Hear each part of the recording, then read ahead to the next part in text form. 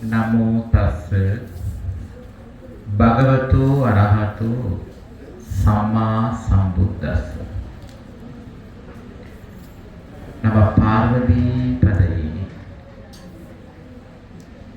தென்னாடுடைய சிவனே போற்றி. இன்பமே சூழ்க. இவ்வாலயத்தின் பிரதான குருக்கள் ஐயா அவர்களே, இந்த உற்சவ காலத்திலே இந்த ஆலயத்திற்கு வருகை தந்து உதவியாக இருக்கக்கூடிய பூசகர்களே, ஆலய தர்ம பரிபாலன சபையவர்களே, ஒரு மாதத்திற்கு முன் எம்மை தொலைபேசியினூடாக தொடர்பு கொண்டு நீங்கள் இங்கே வர வேண்டும் என்று அழைப்புதல் கொடுத்த ஐயா ஐங்கரன் ஐயா அவர்களே,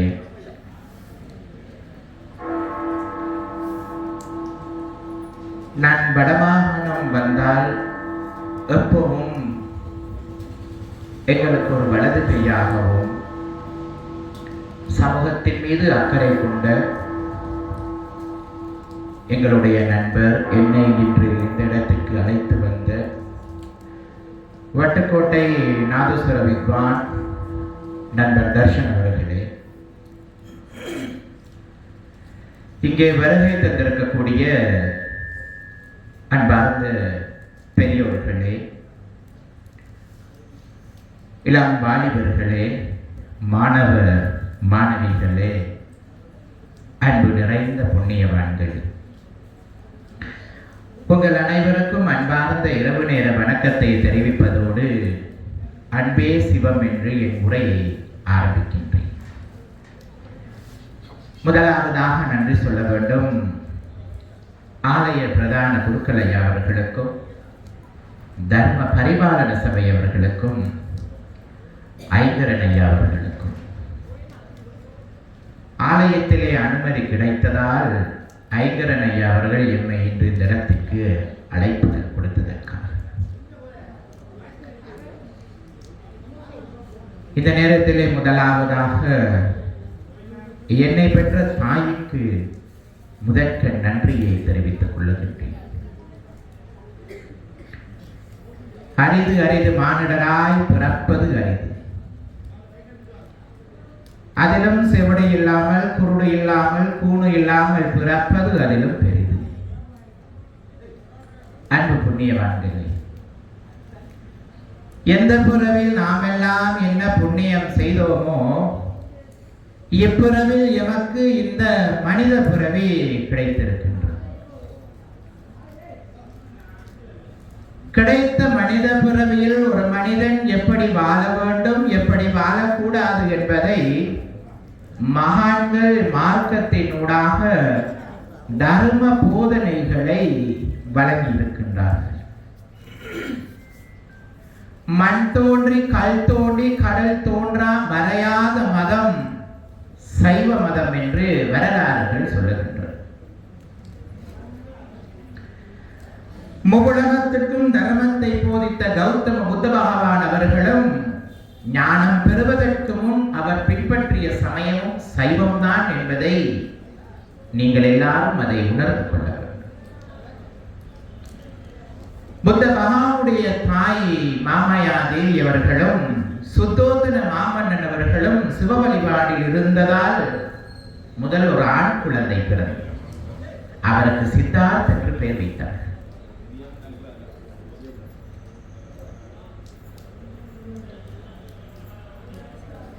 அதன் பிறகு விதி விளையாடியதால் சித்தார்த்த கௌதமன் என்கிற இந்த மன்னனுடைய மகன் அரண்மனையை விட்டு வெளியேறி 6 வருடம் தியானம் செய்து அதன் பின் ஞானம் பெற்று இந்த உலகத்திற்கு தர்மத்தை மற்றும் போதித்தார். கௌதம புத்த பகவான் ஒரு சமயத்தை உருவாக்கவும் இல்லை, ஒரு வழிபாடுகளை உருவாக்கவும் இல்லை, நான் தான் கடவுள் என்று சொல்லவும் இல்லை, இந்த உலகத்தில் கடவுள் இல்லை என்று சொல்லவும் இல்லை. ஏன் நான் இதை கூறினேன்? சில பேர் யோசித்திருக்கலாம், எங்களுடைய திருவிழா காலங்களிலே எங்க ஆலயத்திற்கு எதற்காகவோ பௌத்த துறவி வர வேண்டும். வரலாங்க.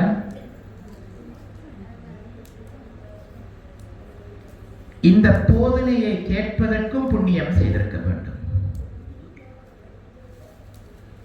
போதனைகளை கேட்பதற்கும் புண்ணியம் செய்திருக்க வேண்டும். தர்ம போதனையை செய்வதற்கும் நான் புண்ணியம் பண்ணியிருக்க வேண்டும்.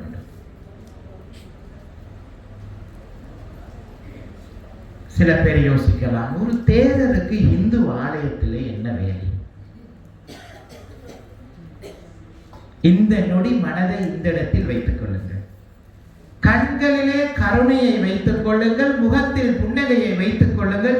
கருவறையிலே இருக்கக்கூடிய நீங்கள் விரும்பி வழிபாடு செய்யும் இறைவன் அவருடைய பரிபூர்ணமான ஆசீர்வாதத்தை உங்களுக்கு தருவார்.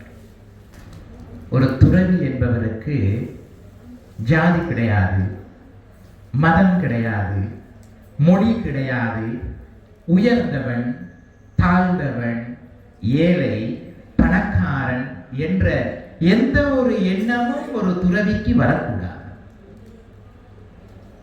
அந்த எண்ணம் வராத ஒரு துறவி இந்த ராகுலத்தில். இப்ப நான் வரும்போது நெல்லியடி நகரத்திலே இறங்கி நானும் என்னுடைய நண்பர் தர்ஷன் அவர்களும் வரும்போது ஒரு ஐயா வந்தார். சுவாமி, நான் லண்டன்ல இருக்கிறேன், உங்களை இந்த இடத்தில் நான் பார்ப்பேன் என்று தெரியாது, இறைவனை நேரில் கண்டது போல் என் மனம் உணர்கின்றது. அவர் பேசுகின்றார், அவருடைய கண் கலங்குகின்றது. உடனடியாக இன்னொரு பெண் ஓடி வந்து, என்ன சுவாமி இந்த இடத்துல இருக்கிறீங்க, உங்களை நான் இங்க காணும்னு எனக்கு தெரியாது, இறைவனை கண்டது போல் இருக்கின்றது. காரணம், பகவந்தலாக ராகுல தேரராகிய நான் இந்த சமூகத்திற்கு என் சேவையை ஆரம்பித்து 10 வருடத்தில் பிறர் மனம் நோகும்படி ஒரு வார்த்தையும் பேசியது கிடையாது. பேசுவதற்கு எனக்கு அனுமதியும் கிடையாது. காரணம், நான் ஒரு துறவி. அதான் கௌதம் புத்த பகவான் முதலாவதாக ஒரு துறவிக்கு கையில் கொடுத்தது திருவோடு. காரணம், ஒவ்வொரு வீடாக போய் பிச்சை எடுத்து சாப்பிட வேண்டும். அந்த திருவோட்டிலே தானம் வழங்குவதற்கு ஜாதி மத வேதங்கள் தேவைப்படாது. ஆகையால் அன்பார்ந்த உறவுகளே, இங்கே நான் வருகை தந்ததற்கான காரணம் மதங்களை பற்றி பேசுவதற்கு அல்ல, மார்க்கங்களை பற்றி பேசி நான் போதிக்கும் இந்த வார்த்தைகளில் எங்கேயோ ஒரு விடயம் உங்கள் வாழ்க்கைக்கு உதவியாக இருக்கும். அவ்வளவுதான், வேறொன்றும் கிடையாது.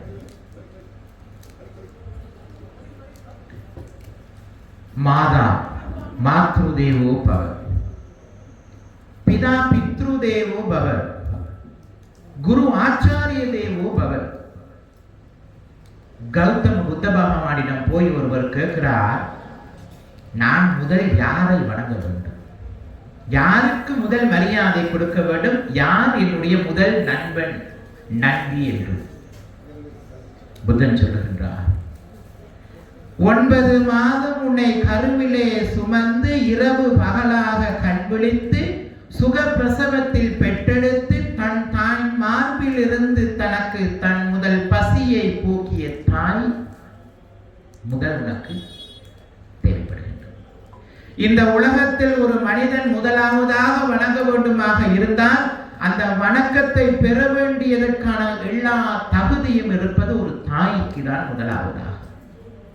புதன் சொல்லுகின்றார், உன் தாயை வணங்கு, உன் தாயின் போதனைகளை கேள், உன் தாயின் மீது மரியாதை வை, உன் தாயே உனக்கு கண்ணுக்கு தெரியும் கடவுள் என்று சொல்லி. சைவம் என்ன சொல்லுகின்றது? சைவம் என்ன சொல்லுகின்றது? மாதா பிதா குரு தெய்வம். முதல் யாரை வணங்க வேண்டும்? இரண்டாவது, மூன்றாவது, நான்காவது. ஆனால் இன்று நாங்கள் யாரை முதலாக வணங்கி கொண்டிருக்கிறோம்? முதலிடம் யாருக்கு கொடுத்தோம்? இறைவன் ஏற்றுக்கொள்வாரா? ஆசீர்வாதம் தருவாரா? கிடையவே கிடையாது. சைவ சமயத்திலே சிவனையும் பார்வதியும் வரவழைத்து சிவனும் பார்வதியும் சொல்லுகின்றார்கள், முருகப்பெருமானுக்கும் விநாயகருக்கும் உலகத்தை சுற்றி முதலாவதாக வந்தவருக்கு முதல் ஒரு மாம்பழம். என்ன நடந்தது?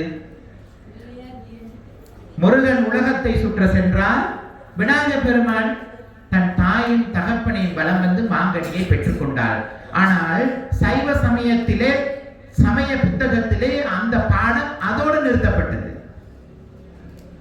முருகன் உலகத்தை சுற்றினார், விநாயகப் பெருமான் தாயையும் தகப்பனையும் சுற்றி மாங்கனியை பெற்றுக் கொண்டார் என்று பாடம் அந்த இடத்திலே முடிந்துவிட்டது.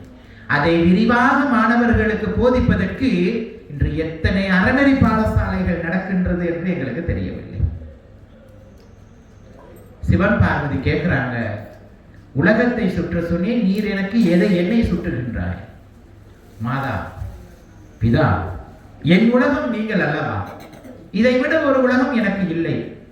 அன்பார்ந்த மாணவ செல்வங்களே, சைவ சமயத்திலே முதல் பூஜை விநாயகப் பெருமானுக்கு என்றால் அவருக்கே கண் கண்ட தெய்வம் தன் தாயும் தகப்பனும் என்றால், சாதாரண மனிதன் எங்களுக்கு கண் கண்ட தெய்வம் யார்? தாயும் தகப்பனும்.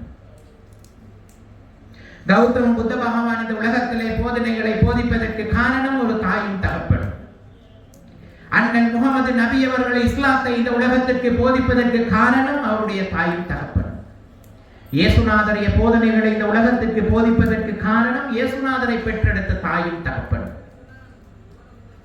இந்த கிருஷ்ண பரமாத்மாவுடைய போதனைகளை இந்த உலகத்துக்கு போதிப்பதற்கு காரணம் அவரை பெற்றெடுத்த தாயும் தகப்பனும். அம்மா அப்பா என்கிற இரண்டு வார்த்தை இல்லை என்றால் இங்கே நாங்களும் இல்லை, இந்த இடத்தில் நானும் இல்லை. இதை முதலாவதாக வாழ்க்கையில் புரிந்து கொள்ள வேண்டும். பாவம் புண்ணியம் இரண்டு இருக்கின்றது, சொர்க்கம் நரகம் இரண்டு இருக்கின்றது. தானம் வேறு, தர்மம் வேறு. புத்த பகவானிடத்துல போய் ஒருவர் கேட்கின்றார், சுவாமி அவர்களே, மனிதனுடைய ஆயுள் காலம் எவ்வளவு? என்னை போல இரண்டு தேரர்கள் சொல்லுகின்றார்கள், 100 வருடம் வாழலாம், 200 வருடம் வாழலாம் என்று. ஆனால் கௌதம் புத்த பகவான் சொல்லுகின்றார், இல்லை, ஒரு மனிதனுடைய ஆயுள் 1 நிமிடம் மட்டுமே. காரணம், எத்தனையோ பிறவிகளில் நீ பிறந்து செய்த பாவமும் புண்ணியமும் உன்னை பின்தொடர்ந்து வந்து கொண்டுதான் இருக்கும். மாட்டு வண்டியின் சக்கரம் எப்படி சுத்துகின்றதோ அதன்படி நீ செய்த பாவமும் புண்ணியமும் உன்னை சுற்றி வந்து கொண்டுதான் இருக்கும். மேலே எடுத்த மூச்சை கீழே விட்டாதான் தெரியும் நாங்கள் எல்லாம் உயிரோடு இருக்கிறோம். அப்போ ஒரு மனிதனுடைய ஆயுள் காலம் எவ்வளவு? 1 நிமிடம். இந்த உலகத்தில் பிறந்த ஒவ்வொரு உயிர்களுடைய ஆயுள் காலம் 1 நிமிடம் என்பதை புரிந்து கொள்ளுங்கள் அன்பார்ந்த உறவுகளே. சித்தார்த்த குமார் அவர்கள் அகத்திய முனிவரிடம் கேட்கிறார், இந்த 1 நிமிடத்தில் புண்ணியம் செய்வது எப்படி என்று சொல்லி. அகத்திய முனிவர் கேட்கிறார் புத்த பகவானிடம், அந்த 1 நிமிடம் வாழுகின்றோம், அந்த 1 நிமிடத்தில் எப்படி புண்ணியம் செய்வது, எப்படி தானம் கொடுப்பது, எப்படி தர்மம் செய்வது? அந்த இடத்துல கௌதம புத்த பகவான் அழகாக தெளிவுபடுத்துகின்றார். மேலே எடுத்த மூச்சை கீழே விட்டாதான் தெரியும் நீ உயிரோடு இருக்கின்றார் என்று சொல்லி, அப்போ அந்த 1 நிமிடம் நீ என்ன செய்ய வேண்டும்? கண்களில் நல்லதை பார்ப்பதற்கு முயற்சி செய்ய வேண்டும், காதிலே நல்ல வார்த்தைகளை கேட்பதற்கு முயற்சி செய்ய வேண்டும், வாயிலே நல்ல வார்த்தைகளை பேசுவதற்கு முயற்சி செய்ய வேண்டும். கண்களில் நல்லதை பார்த்தால், காதில் நல்லதை கேட்டால், வாயில் நல்ல வார்த்தைகள் பேசினால் மனம் எப்படி இருக்கும்? அமைதியாகவும் சாந்தமாகவும் சந்தோஷமாகவும் இருக்கும். மனம் அமைதி அடைந்தாலே பாவத்திலிருந்து நாம் விடுபட முடியுமா? முடியாதா? முடியும். இந்த உலகத்திலே சமயங்கள், பூஜைகள், புனஸ்காரம், அபிஷேகம், ஆராதனைகள், திருவிழா காலங்கள், கும்பாபிஷேகம், குடமுழுக்கு, அனைத்து பூஜைகளையும் எதற்காக செய்கின்றோம்? மன அமைதிக்காக. ஆனால் இன்று பூஜை, புனஸ்காரம், அபிஷேகம், ஆராதனைகள், பிரார்த்தனைகளில் மூழ்கிவிட்டு ஆன்மீகத்தை தொலைத்து விட்டோம். அன்பார்ந்த உறவுகளே, வாழுகின்ற இந்த 1 நிமிடம் சந்தோஷமாக இருக்கு. இந்த நிமிடம் கண்களில் எப்பவும் கருணை இருக்க வேண்டும். அடுத்தவர்களை பார்த்து குறை சொல்லும் அளவுக்கு நாங்கள் யாரும் நல்லவர்கள் கிடையாது. ஆனால் நாங்கள் என்ன செல்கின்றோம்? அதிகமாக என்ன செய்வோம்? அடுத்தவர்களை குறை சொல்லுகின்றோம். காது ஒரு நாளைக்கு எதை அதிகமாக கேட்கின்றது? நல்லவையா கெட்டவையா? கெட்டவை. வாய் என்ன பாடுபடுகின்றது? இந்த வாய் என்ன பாடுபடுகின்றது? இந்த கண் என்ன பாடுபடுகின்றது? காது பக்கத்து வீட்டை நோக்கி போவதற்கு தயாராகவே இருக்கும். கண் எதிர் வீட்டை நோக்கி பார்ப்பதற்கு தயாராகவே இருக்கும். வாய் பரபரென்று அறித்துக் கொண்டிருக்கும். அடுத்தவன் என்னிடம் சொன்ன ரகசியத்தை எப்படி போய் இதை இன்னொருவிடம் சொல்லலாம்? இதுகளில் இருந்து உமக்கு கிடைப்பது அமைதியா, மனம் கொதிப்பா? புரிந்து கொள்ளுங்கள். உங்களை நம்புங்கள் வாழ்க்கையை. ஆனால் நாம் என்ன செய்கின்றோம்? அடுத்தவரை நம்புகின்றோம். அன்பார்ந்த உறவுகளே, இந்த உலகத்திலே பிறந்து வளர்ந்து படித்து பட்டங்கள் பெற்று பதவிகளில் இருந்து பணம் சம்பாதிச்சு என்னதான் நாம் எப்படி வாழ்ந்தாலும் இறுதியாக எம் நிழல் கூட எம்மோடு வரப்போவது இல்லை. புரிந்து கொள்ளுங்கள். நாம் நிழல் கூட நம்மளோடு வரப்போவது கிடையாது. அழகாக சொன்னது பகவத்கீதை, எதை கொண்டு வந்தாய் நீ இழப்பதற்கு? எது இன்று உன்னுடையதோ அது நாளை இன்னொருடையது. எங்கே படித்தோம்? வீட்டிலே தொலைக்காட்சியை வாங்கினோம், சேட்டலைட் போட்டினோம், பெரிய போன் வாங்கினோம். ஆனால் இவைகள் எல்லாம் வாங்குவதற்கு எண்ணம் இருந்தது. வாழ்க்கையை படிப்பதற்கு ஒரு பகவத்கீதை வாங்க வேண்டும் என்ற எண்ணம் இல்லாமல் போனது. ஆலயத்துக்கு சென்றாலும் கையிலே தொலைபேசியை வைத்துக் கொண்டுதான் அம்பாளை வணங்க வேண்டும். எப்படி சென்று விட்டது? காலையிலிருந்து இரவு நித்திரைக்கு வரைக்கும் தொலைபேசியை அமைத்திக் கொண்டே இருக்கின்றோமே. ஆலயத்திற்காவது வந்து அரை மணி நேரம் அதை அழுத்தாமல் இருந்தால் மனம் அமைதியாக இருக்கும். அன்பார்ந்த உறவுகளே, கிடைத்த மனித வாழ்க்கையில் உங்களை நீங்கள் பிரதானமாக நம்புங்கள். நீங்கள் உங்களுக்கு குருவாக இருங்கள். வாழ்க்கையில் மற்றவர்களை நம்புவதை விட நீங்கள் உங்களை நம்புங்கள். குருவை தேடி போவதற்கு முன் உமக்கு நீயே குருவாக இருக்க வேண்டும் என்ற தர்மம் மிக அழகாக சொல்லுகின்றது. மிக அழகாக சொல்லுகின்றது. முதல் புரிந்து கொள்ள வேண்டும். இப்படியெல்லாம் வாழ வேண்டுமாக இருந்தால் நாம் முதல் புரிந்து கொள்ள வேண்டும், தாய் தகப்பன் என்றால் யார்? சற்று சிந்தித்து பாருங்கள். இன்று இங்கே நாம் எல்லாம் இப்படி இருப்பதற்கு காரணம் எம்மை பெற்ற தாய். ஒரு தாய் முதலாவதாக சந்தோஷப்பட்ட நாள் என்ன தெரியுமா? மருத்துவர் கூறுகின்றார், அம்மா நீங்கள் தாயாக போகிறீர்கள். கண்ணுக்கு தெரியாத தன் குழந்தையின் மீது அவ்வளவு அன்பு. சூடாக தண்ணீர் குடிக்கவில்லை. நாம் எல்லாம் தாயின் கருவில் இருக்கும் போது சூடாக தண்ணீர் குடிக்கவில்லை தாய். காரணம், நான் சூடாக தண்ணீர் குடித்தால் என் வயிற்றிலே உள்ள குழந்தையின் உடம்பு சுட்டு விடுமோ? உரைப்பான சாப்பாடு சாப்பிடவில்லை. நான் உரைப்பான சாப்பாடு சாப்பிட்டால் எங்கே என் குழந்தையின் உடம்பு எரிச்சல் வந்து விடுமோ என்று சொல்லி இரவு பகல் நித்திரைக்கு போகும்போது நான் மறுபக்கம் திரும்பி படுத்தாலும் என் குழந்தைக்கு வலிக்குமோ என்று யோசித்தவள் தானே அம்மா. சற்று சிந்தித்து பாருங்கள். 9 மாதங்கள் எம்மை கருவிலே சுமந்து பல கஷ்டங்களை அனுபவித்து கத்தி கதறி வியர்வை சிந்தி ருதிரம் சிந்தி மருத்துவமனையிலே சுகப்பிரசவத்திலே எம்மை பெற்றெடுத்தவுடன் ஒரு வெள்ள துணியில் வைத்து கொண்டு வந்த அந்த குழந்தையை தாயிடம் கொண்டு வந்து மருத்துவர் கொடுக்கின்றார். அந்த ஆனந்தத்திற்கு வார்த்தைகள் இல்லை. இந்த குழந்தையை தூக்கி மார்போடு அணைத்துக் கொண்டு என் குழந்தை வெள்ளையா கருப்பா, கை இருக்கின்றதா கால் இருக்கின்றதா என்று பார்க்கவில்லை. ஒரு தாய் முகத்தை பார்க்கும்போது உதடை சப்புகிறோம். தாய் என்ன உணர்கிறார்? என் குழந்தைக்கு பசி வந்து விட்டது. சோறு ஊட்டினார்களா? என்ன செய்தார்கள்? தன் உடம்பில் உள்ள சமயத்தை எல்லாம் பாலாக. தாயுடைய மார்பை வெட்டினாலும் பால் வருமா, ரத்தம் வருமா? ரத்தம் தான் வரும். படைத்த இறைவனால் கூட கணிக்க முடியாது தாயின் உடம்பில் எந்த இடத்தில் ருதிரம் பாலாகவும் வெள்ளையாகவும் சுவையாகவும் மாறியது என்று கண்டுபிடிக்க முடியுமா? ஒரு குழந்தை தன் தாயின் மார்பில் வாய் வைக்கும் போது இந்த அன்பு, பாசம், இரக்கம், இயற்கை, பிரபஞ்சம் எல்லாம் ஒன்றிணைந்ததால் தாயின் மார்பிலிருந்து வெளியாகியது பால் சுவையாக.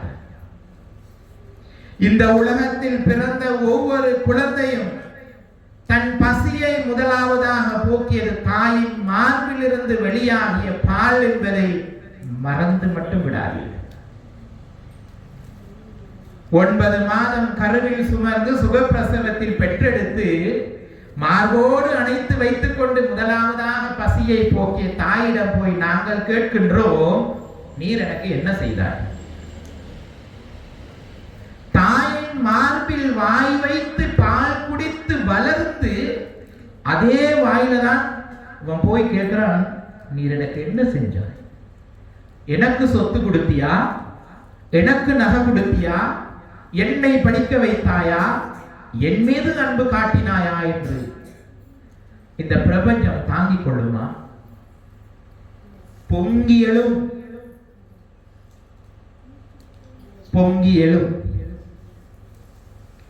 தாயின் மார்பில் வாய் வைத்து பால் கொடுத்து பசியை போக்கி நல்லவை கெட்டவை சொல்லிக் கொடுத்து தாய் உணர்கின்றார்.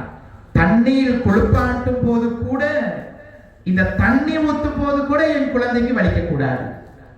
ஒரு சிரட்டையை எடுத்து அதில் ஒரு ஓட்டையை போட்டு அதால் எடுத்து தண்ணீர் ஊற்றி எம்மை குளிப்பாட்டினார். வீட்டிலே பாட்டி சொல்லுது, அப்போ எனக்கு தலைவலி, ஒரு மாத்திரை வாங்கிட்டு வாடா, உன் வேலையை போய் நீ பார், நான் விளையாட போக வேண்டும். விளையாடுவதற்கு கையையும் காலையும் நீவியது யார்? வீட்டில் பாட்டி சுடுதண்ணி சுட வச்சு எம்மை குளிப்பாட்டி இந்த கை கால்களை நீவி, மூக்கை நீவி, கன்னத்தை நீவி, விரல்களை நீவி இந்த உடம்பை அழகுபடுத்தியது யார்? வீட்டில் உள்ள பாட்டி. என் வாழ்க்கை முதல் பொக்கிஷம் என் தாய். என்னுடைய குரு கௌதம் புத்த பகவான். 3வது என்னுடைய அம்மம்மா. இவர்கள் 3 பேரை தாண்டி எனக்கு உலகம் கிடையாது. இறைவனை நான் பார்ப்பது என் தாயின் முகத்திலே, என் தாயை பெற்ற தாயின் முகத்திலே. என் தாய் இறந்து 6 மாதங்கள் ஆகிவிட்டது. ஆனால் என்னை தாயை பெற்ற தாய்க்கு 95 வயது. அவ இன்னும் என் கூடவே இருக்கின்றார். ஒரு பக்கம் நான் கவலைப்பட்டேன், ஒரு பக்கம் நான் சந்தோஷப்படுகின்றேன். காரணம், நினைத்து பார்க்க முடியாத நேரத்தில் என் தாய்க்கு சுகம் இல்லை.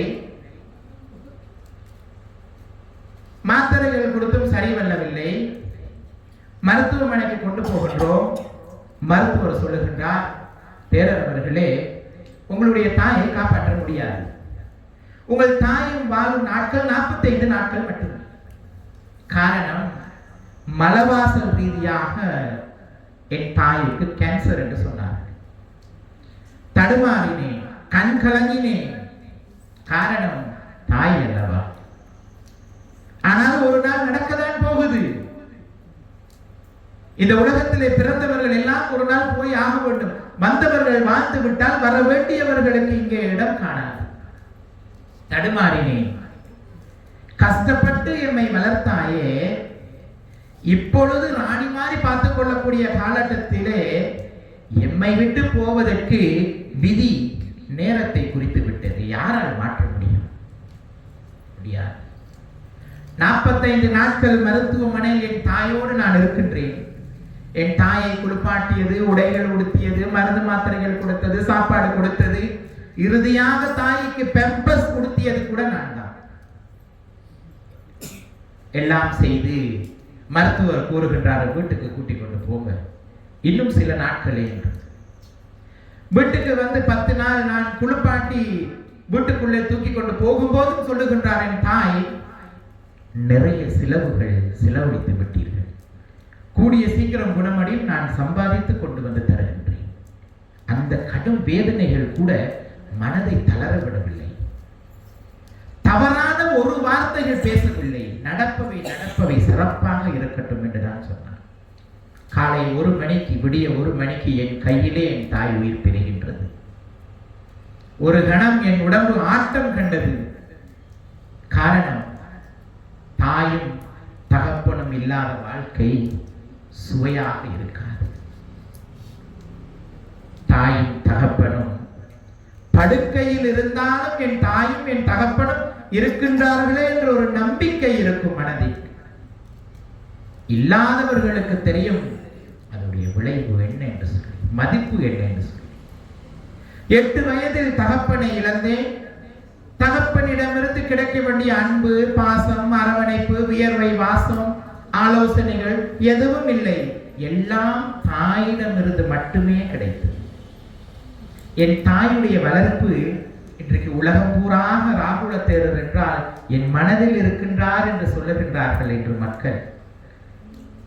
எங்கே சென்றாலும், இந்தியா போனேன், கம்போடியா போனேன், சிங்கப்பூர் போனேன், தாய்லாந்து போனேன், சுவிட்சர்லாந்து போனேன், கொரியா போனேன், ஜப்பான் போனேன். இங்க போகும்போதெல்லாம் இருக்கின்றார்கள். தேரர் அவர்களே, உங்களை பார்ப்பேன் என்று நான் நினைக்கவில்லை. காரணம், மக்கள் மனதை நோகும்படி ஒரு வார்த்தையும் பேசாததால். இனபேதம் பேசவில்லை, அரசியல் பேசவில்லை, மதபேதம் பேசவில்லை. காரணம், நான் மனிதன், நீங்களும் மனிதர்கள்.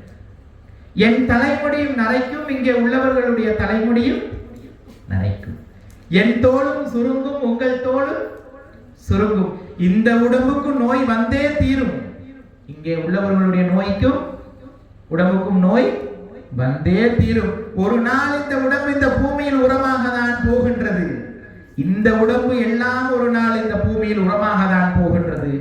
ஆத்மா எங்கே போக வேண்டும் என்று தீர்மானிக்க வேண்டிய பொறுப்பு உங்களுடைய.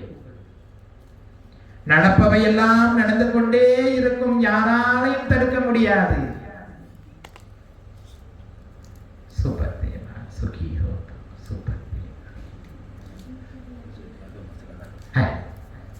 நடப்பவையெல்லாம் நடந்து கொண்டே இருக்கும், யாராலையும் தடுக்க முடியாது. விதி என்று ஒன்று இருக்கின்றது.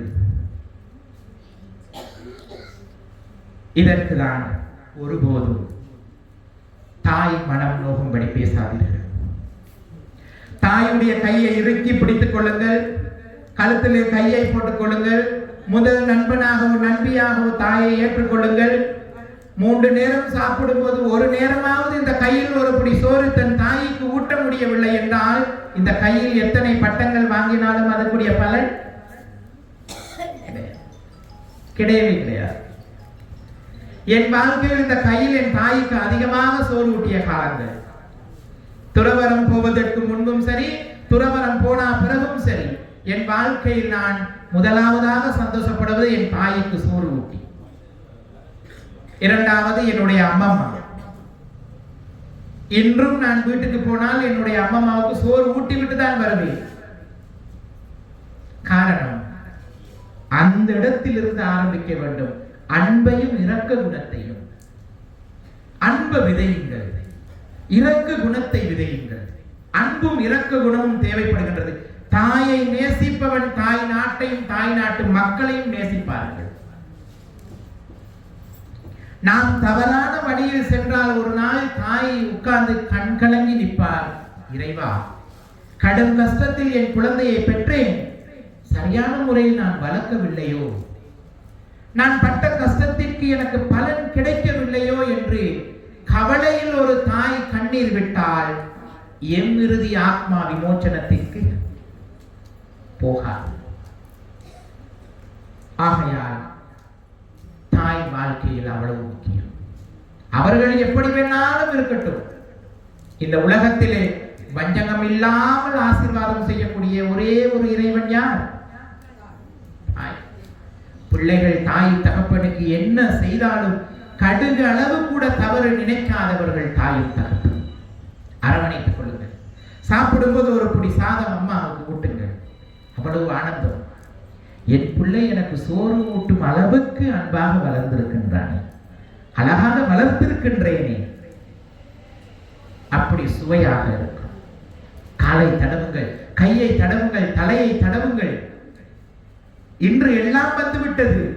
கரண்ட் இருக்கின்றது, அரிசியை போட்டுவிட்டால் ரைஸ் குக்கர் என்ற ஒரு மெஷின் இருக்கின்றது, உளுந்தை ஆட்டுவதற்கு பிளெண்டர் என்று ஒன்று இருக்கின்றது, எல்லாம் இருக்கின்றது. சமையல் அறையிலே டப்பை திறந்தால் வீட்டுக்குள்ளேயே தண்ணி வருகின்றது. அன்று அப்படி ஒன்றும் இருக்கவில்லை, ஒன்றும் இருக்கவில்லை. கடும் வெயிலில் காய்ந்து மழையில் நனைந்து கஷ்டப்பட்டு எம்மையெல்லாம் இந்த உலகத்திற்கு இவ்வளவு அழகாக உருவாக்கியிருக்கிறார்கள். இன்று குழந்தைகள் சொல்லுகின்றது, அப்பா ஓரமாக ஒதுங்கி நில். ஏண்டா மகனே, மகளே, உன் மீது வியர்வை நாத்தமா? அப்பாவின் மீது வியர்வை நாத்தம் அடிப்பதால் தான் நாம் எல்லாம் இங்கே வாசமாக இருக்கட்டும். அப்பா வாசமாக இருக்க வேண்டும் என்று நினைத்திருந்தால் நாங்கள் இங்கே நாரி போயிருந்தோம். அவ்வளவு முக்கியம். வீட்டுக்கு வந்தவுடன் அப்பா முதலாவதாக கேட்பது, மகள் சாப்பிட்டாரா, மகன் சாப்பிட்டாரா? இதுதான் தேவை. ஆகையால் அன்பார்ந்த உறவுகளே, தாயும் தகப்பனும் எம் வாழ்க்கையில் மாபெரும் ஒரு பொக்கிஷம்.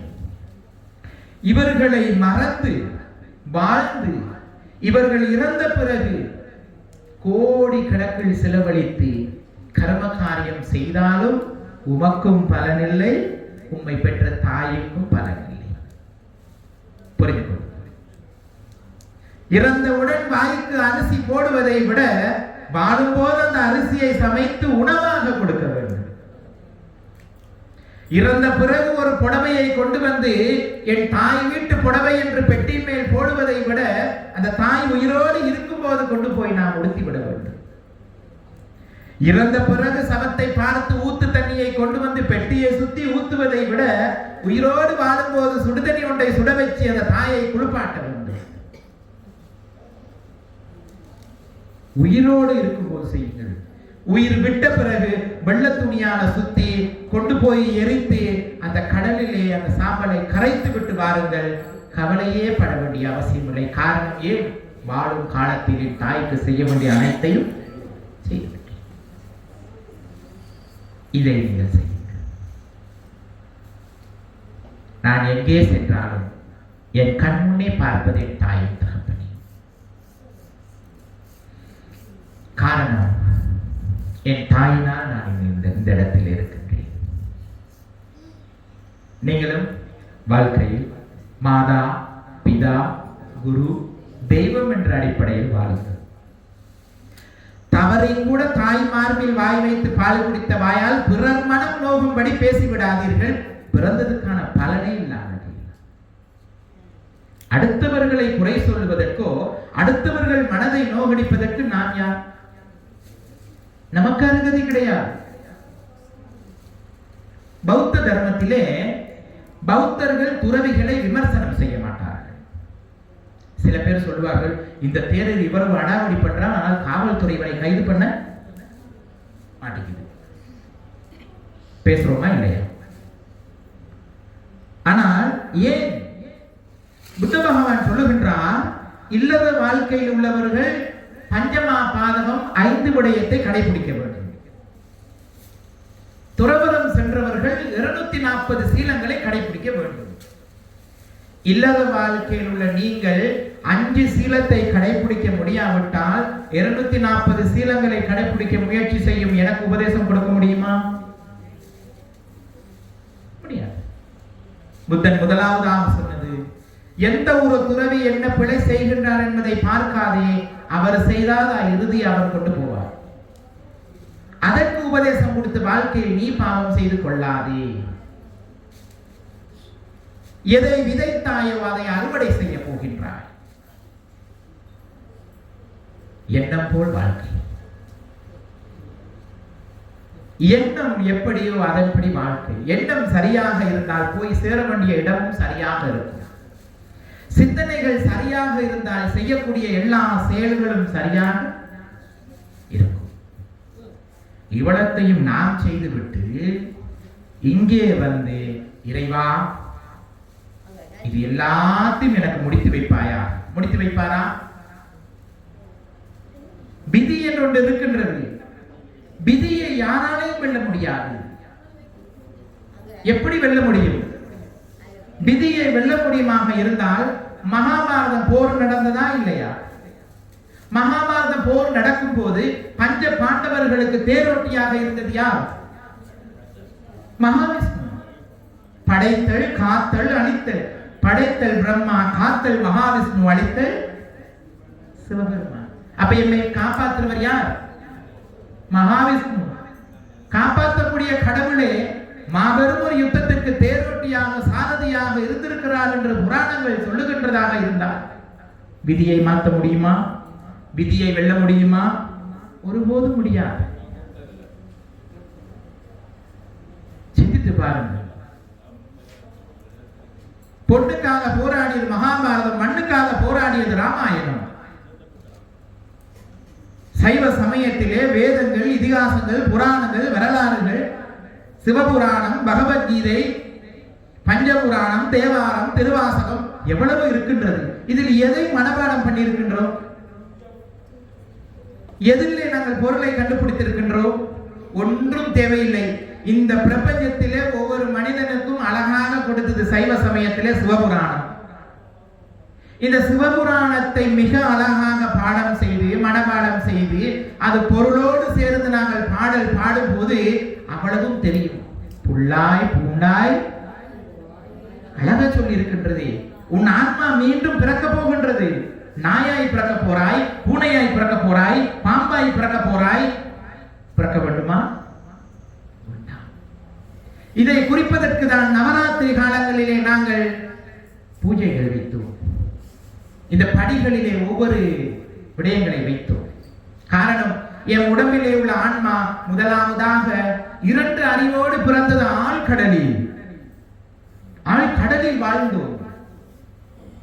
விமோசனம் அடைவதற்கு புண்ணியம் இல்லை. விதி விளையாடியதால் உடம்பு உரமாகியது, ஆத்மா தெரிந்தது. மீண்டும் ஆழ்கடலில் இருந்து மேலே பூலோகத்திற்கு வந்து பூமியில் வாழக்கூடிய நாயாகவும் பூனையாகவும் பாம்பாகவும் பண்டியாகவும் பிறந்தோம். ஆனால் அதுக்கு 5 அறிவு. அதிலும் வாழ்ந்தோம். விதி விளையாடியது. உடம்பு இந்த பூமிக்கு உரமாகியது. ஆத்மா அலைந்தது, விமோசனம் அடைவதற்கு அலைகின்றது. எங்கேயோ செய்த ஒரு புண்ணியம் இந்த ஆன்மா 6வது அறிவாக மனித உடலுக்குள்ளே வந்தது. இந்த மனித பிறவியில் இந்த ஆன்மாவுக்கு நீங்கள் விமோசனம் கொடுக்கவில்லை என்றால், ஆத்மா சொர்க்கம் போகவில்லை என்றால், சைவ சமயத்தின்படி ஆத்மா கைலாசம் போகவில்லை என்றால், வைகுந்தம் போகவில்லை என்றால், ஆத்மா மீண்டும் இந்த உலகத்தில் ஏதோ ஒரு மிருகமாக பிறக்கும். பாவத்துக்கும் புண்ணியத்துக்கும் பயந்து வாழ வேண்டும். கௌதம் புத்த பகவான் சொல்லுகின்றார், நீங்கள் சேரும் இடங்களில் எல்லாம் அதிகமாக ஒரே வார்த்தை பேசுங்கள், தர்மம் சம்பந்தமாக மட்டுமே. அதர்மம் சம்பந்தமாக பேசாதீர்கள். தர்ம கலந்துரையாடல் செய்யுங்கள். தர்மத்தை பற்றி தேடுங்கள். பொதுவாக மனிதநேயத்தோடு மனதை நிறைத்து வைத்துக் கொள்ளுங்கள் என்று சொல்லுகின்றார். ஆகையால் விதி இருக்கின்றது. இந்த விதியை யாராலையும் மாற்ற முடியாது. சிந்தனைகள் சரியாக இருக்க வேண்டும். வரவேண்டிய சிந்தனைகள் சரியாக இருக்க வேண்டும். அப்பொழுதுதான் வாழ்க்கையில் நாம் செய்யக்கூடிய செயல்களும் சரியான முறையில் இருக்கும். சரியான முறையில் இருக்கும். சீலங்களை கடைபிடியுங்கள். பௌத்த சமயத்திலே 5 பஞ்சசீலம். ஆனால் இது பௌத்த சமயத்துக்கு வருவதற்கு முன் இருந்தது சைவ சமயத்தில் பஞ்சமபாதகம். அதை பாலி மொழியில் புத்த பகவான் சொன்னார், பாணாதி பாத்தா வேரமணி சிக்காபதம் சமாதியாமி என்று சொல்லி. அப்படி என்றால் என்ன?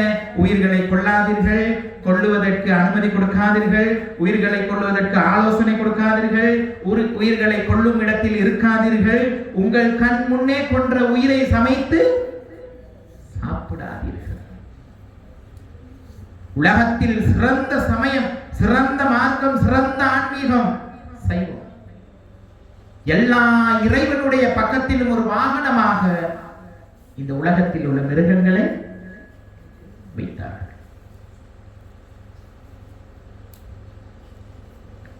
தர்மம் சொல்லுகின்றது, ஒரு கோழி முட்டையிடுவதை பார்த்து அந்த முட்டையை நாம் சாப்பிட்டால் 7 தலைமுறைக்கு பாவம். எத்தனை முட்டை சாப்பிடுறோம்?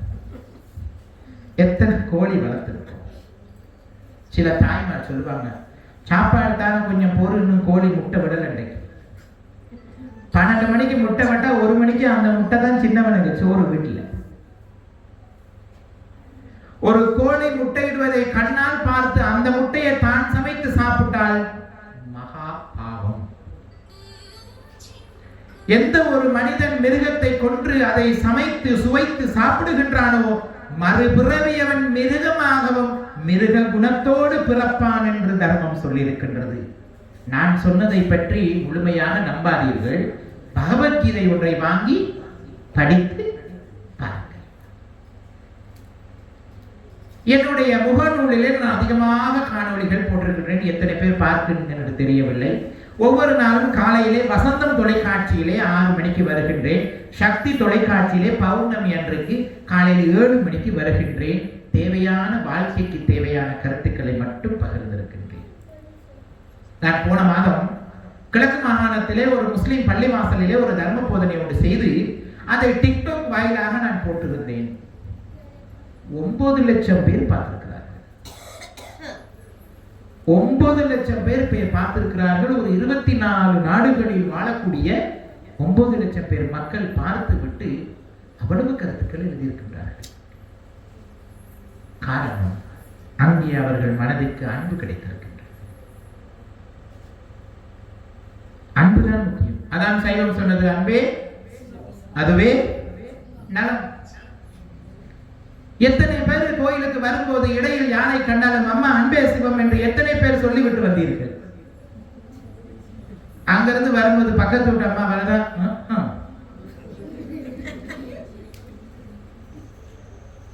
இங்கே வரும்போது கருவறையில் அங்கே என்ன கோயில் இது? விநாயகர் பெருமான்.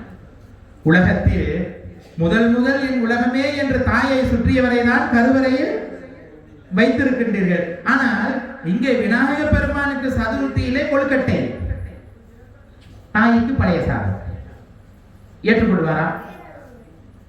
விநாயகர் பெருமான் அங்கிருந்து பார்த்து கொண்டிருக்கின்றார். இங்கே வரக்கூடிய ஒவ்வொருத்தருடைய மனதையும் அவர் அங்கிருந்து பார்க்கின்றார். இப்பவும் பார்த்துட்டு தான் இருக்கிறார். அங்கே இப்பவும் பார்த்துட்டு தான் இருக்கிறார். யாரால் வந்திருக்கிறார்? கண்ணில் எண்ணத்தை பார்த்தா, காதால எண்ணத்தை கேட்டா, வாயால எண்ணத்தை பேசினா,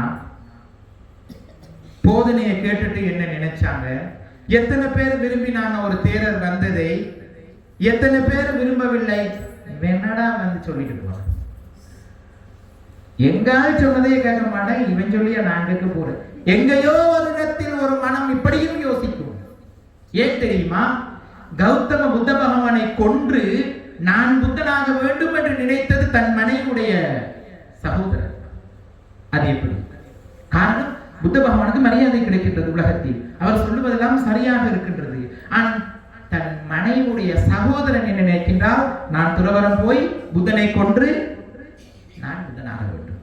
நடக்கவில்லை. கடைசி வரை புத்த பகவானை பார்க்க கிடைக்கவில்லை. துறவரம் சென்றால் பாவம் அதிகமாக செய்ததால் அந்த பாவத்தில் இருந்து விடுபட்டிருக்கலாம். கௌதம புத்த பகவானிடம் போய் மன்னிப்பு கேட்டிருந்தார்.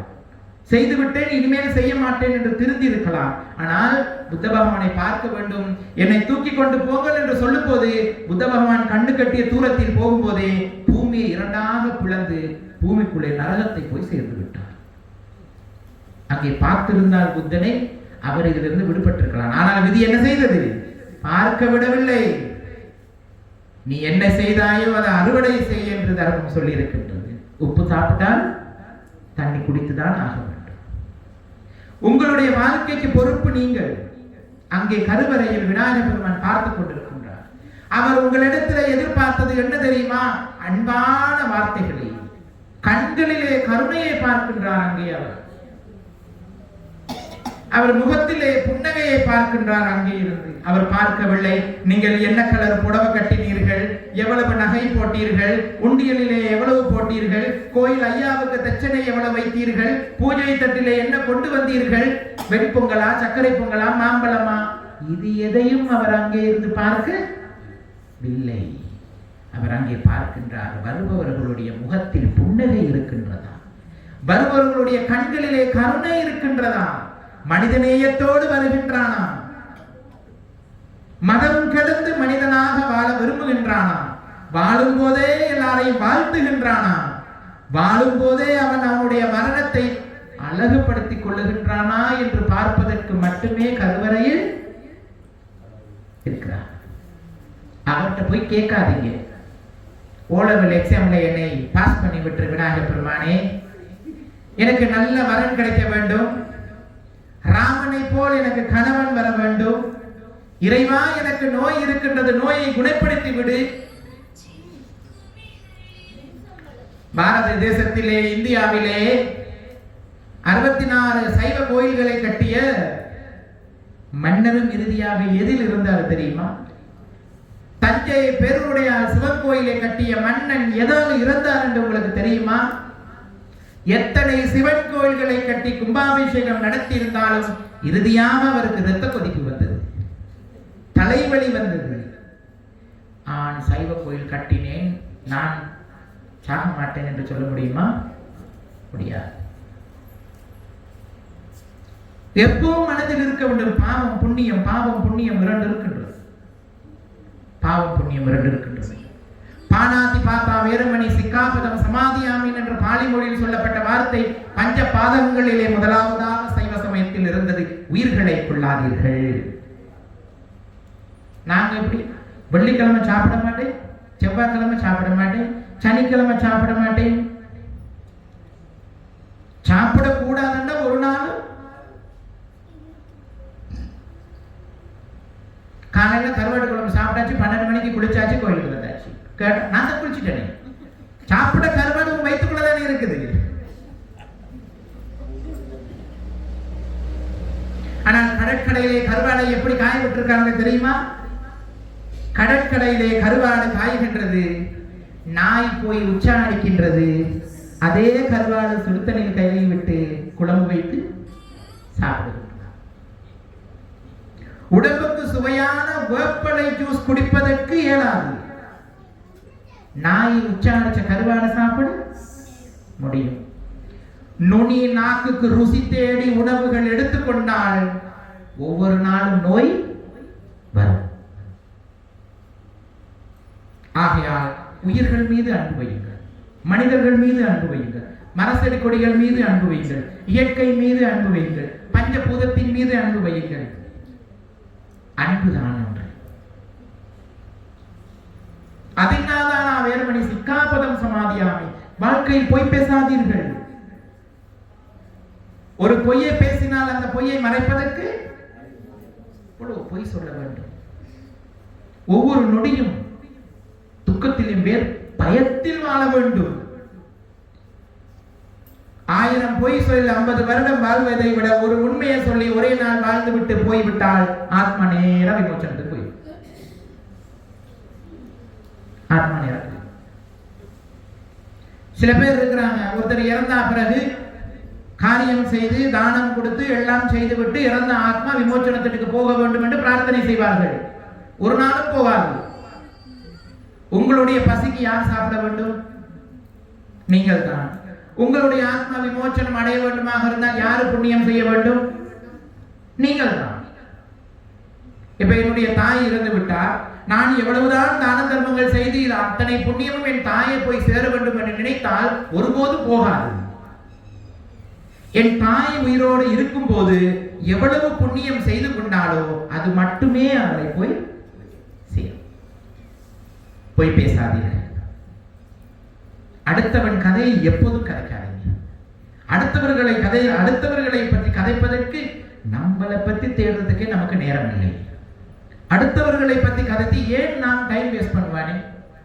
இப்பெல்லாம் நிறைய பேர் சொல்லுவாங்க, 24 மணி நேரம் எனக்கு டைம் பத்த மாட்டேங்குது. எப்படி பத்தும்? நேரத்தை எமக்காக செலவழிப்பதை விட அடுத்தவர்களுக்காக அது அடுத்தவர்களுக்கு நல்லதுக்காக செலவழிச்சா பரவாயில்ல. இப்படி இல்லை. காமய சுமிச்சாச்சாரா வேறுமணி சிக்காபதம் சமாதியாமி. இது அவளத்தில் நான் சொல்லிக் கொண்டிருக்கேன். என்ன? அன்பு, இரக்க குணம், பாவம், புண்ணியம். இறைவன் எல்லாத்துக்கும் சம்பந்தப்பட்ட விஷயத்தை சொல்லிக் கொண்டிருக்கின்றேன். நான் போதித்தது எல்லாத்தையும் நாங்கள் செயல்படுத்த முடியாது. எங்கேயோ ஒரு இடத்தில் ஒரு விஷயம் கிடைக்கும். என்ன? தேரர் அவர்கள் சொன்னார், அன்பா இருங்கன்னு சொல்லியிருக்கிறார். முயற்சி பண்ணி பார்ப்போம். அடுத்தவனை பத்தி பேச வேண்டாம்னு சொல்லியிருக்கிறாரு. அமைதியா இருந்து பார்ப்போம். வாழ்க்கையில் பொறுமையை ஒரு பிரதான அம்சமாக கடைபிடித்து பாருங்க. இந்த மைக்கு கிடைத்தால்தான் நான் அதிகமாக பேசுவேன், இல்லை என்றால் நான் பேச மாட்டேன். என்னத்துக்கு பேசணும்? கேட்பவர்களோடு பேச வேண்டும், இல்லை என்றால் பேசக்கூடாது. காமே சுமிச்சாச்சாரா வேறுமணி சிக்காபதம் சமாதியாமி.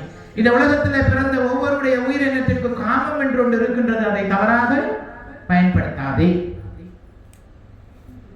இந்த சைவ சமயத்திலே, கலாச்சாரத்திலே ஆலயத்திற்கு வரும்போது தலைக்கு எண்ணெய் வைத்து இறுக்கி பின்னி ஆலயத்திற்கு வர வேண்டும் என்ற வரலாறுகள் இருந்தது. ஆலயத்திற்கு வரும்போது தலையை இறுக்கி பின்னாமல் வரக்கூடாது. அதிலிருந்து உமக்கே ஆபத்து என்பதையும் தர்மம் சொல்லியிருக்கிறது. அதில் ஆலயத்துக்கு வரும்போது காட்டன் சாரி தான் உடுத்தணும் என்று வச்சிருந்தாங்க. ஏன்? சும்மா போய் விளக்கல பட்டாலும் போச்சு. ஆலயத்துக்கு வருவதற்கு முன் நான் எப்படி போக வேண்டும் என்று யோசித்து அதன்படி வாருங்கள் என்று வரலாறுகள் சொல்லியிருக்கிறது.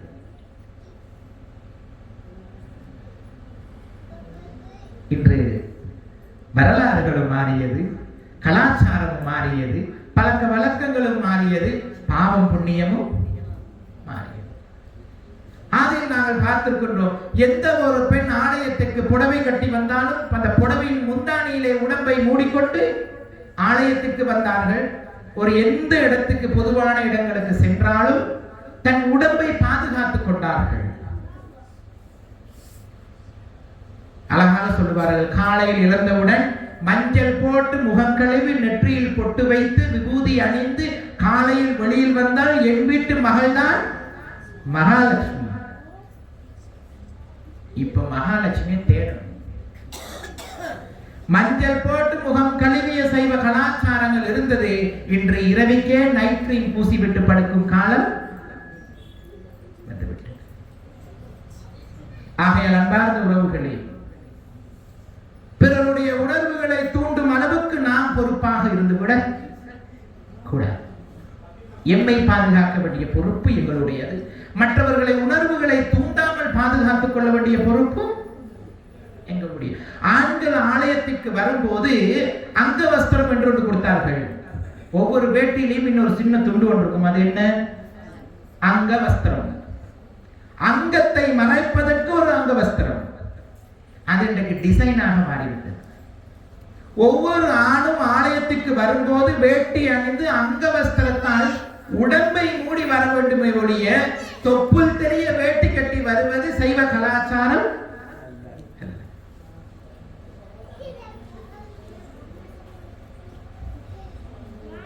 புரிந்து நடக்க வேண்டும், தெரிந்து செய்ய வேண்டும்.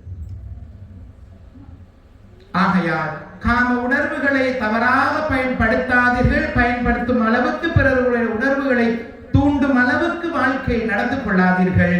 பிழையை செய்பவனை விட பிழை செய்ய தூண்டுபவனுக்கு தண்டனை அதிகம்.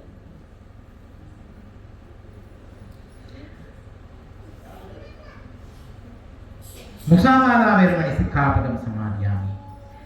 நீ சம்பாதிச்ச சொத்தே இறுதி உன்னோடு வராது. அப்புறம் ஏன் அடுத்தவன் சொத்துக்கு ஆசைப்படுகிறாய்? தேவையா? தர்மம் சொல்லுகின்றது, அடுத்தவன் சொத்துக்கு ஆசைப்படாதே. அடுத்தவர் சொத்துக்கு ஆசைப்படாதே. இன்றைக்கு இந்த உலகத்திலே மனிதர்களை சந்தோஷமாக வாழ வைப்பதற்கான தலைவர்கள் உருவாக இல்லை. எப்படா சுரண்டி எடுக்கலாம். அடுத்தவர்களை சொத்தின் மேல் ஆசைப்படாதீர்கள். சுராமேரே மஞ்சபமா தட்டானா வேறுமணி சிக்காபதம் சமாதியாமி. இதை நான் பாணியிலே சொன்னேன். ஆனால் பாணி மொழியில் இதை மொழிபெயர்ப்பு செய்வதற்கு முன் சைவ சமயத்திலே இருந்த பஞ்சமா பாதங்களில் 5 தான் உங்களுக்கு சொல்லிக் கொண்டு இருக்கின்றன. மதுபானம். இந்த மதுபானம் என்பது ஒவ்வொருத்தரையும் நரகத்துக்கு அழைத்து சென்றுவிடும். மறுபுறவி சிந்தனைகள் வேறையாக திசை திரும்பிவிடும். இப்ப சில நேரம் நாங்க சொல்றோம், அந்த பையனுக்கு பைத்தியம் பிடிச்சிருக்குன்னு சொல்லுவோமா இல்லையா? மனநோய்.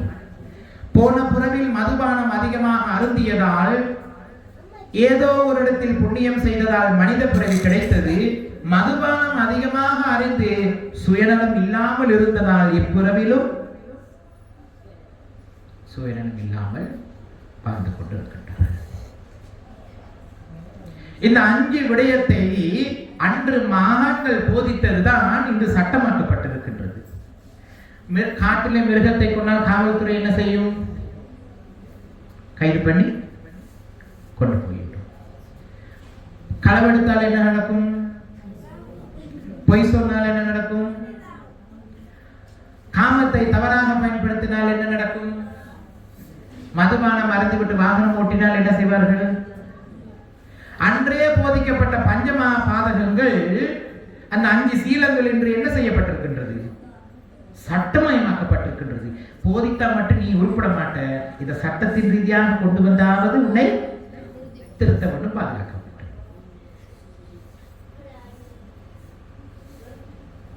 இது முக்கிய வாழ்க்கை.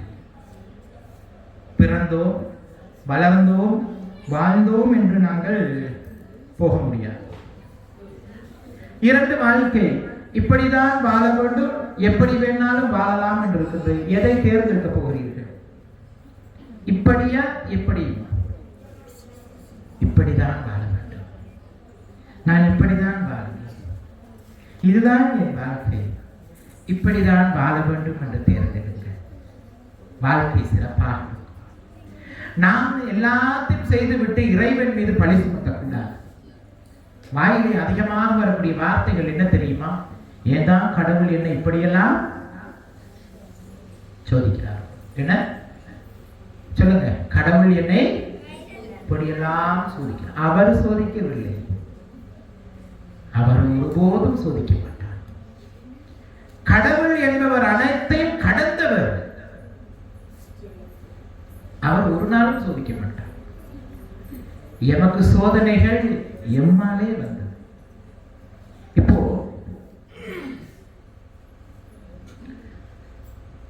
எல்லாரும் வந்திருக்கிறீங்க, நெத்தில விபூதி பூசி இருக்கிறோம். எதற்கு? என்னத்துக்கு விபூதி பூசுகின்றோம்? தெரிஞ்சவங்க படமா சொல்லலாம், இல்லாட்டி தெரிஞ்சு கொள்ளலாம்.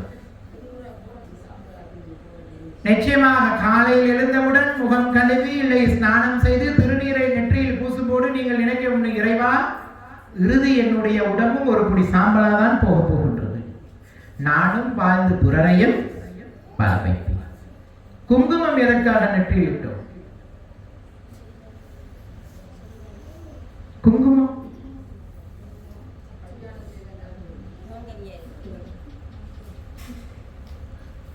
ஏன் குங்குமம் நெற்றியில் இட்டோம்? இப்ப தெரிஞ்சு போயிரு நாங்க எத்தனை அறநெறி பாடசாலையில படிச்ச மாட்டேங்க.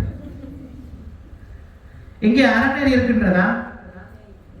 அறநெறி பாடசாலை இல்லையா? ஒரு அறநெறி பாடசாலை ஆரம்பித்தால் 10 ஜெயில் கதவுகள் மூடப்படும். ஒரு அறநெறி பாடசாலை ஆரம்பித்தால் 10 ஜெயில் கதவுகள் மூடப்படும். ஒரு அறநெறி பாடசாலை மூடினால் அங்கே 10 கதவுகள் திறக்கப்படும். எதிர்காலத்தில் அறநெறி இல்லை என்றால் அங்கே 10 கதவுகள் இன்னும் மீண்டும் திறக்கப் போகின்றது என்பதை உணர்ந்து கொள்ளுங்கள்.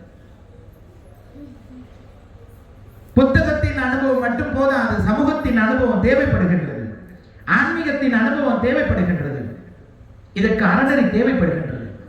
ஆலய குருக்களையா அவர்கள், ஆலய நிர்வாக சபை இதற்கு முடிவெடுக்க வேண்டும்.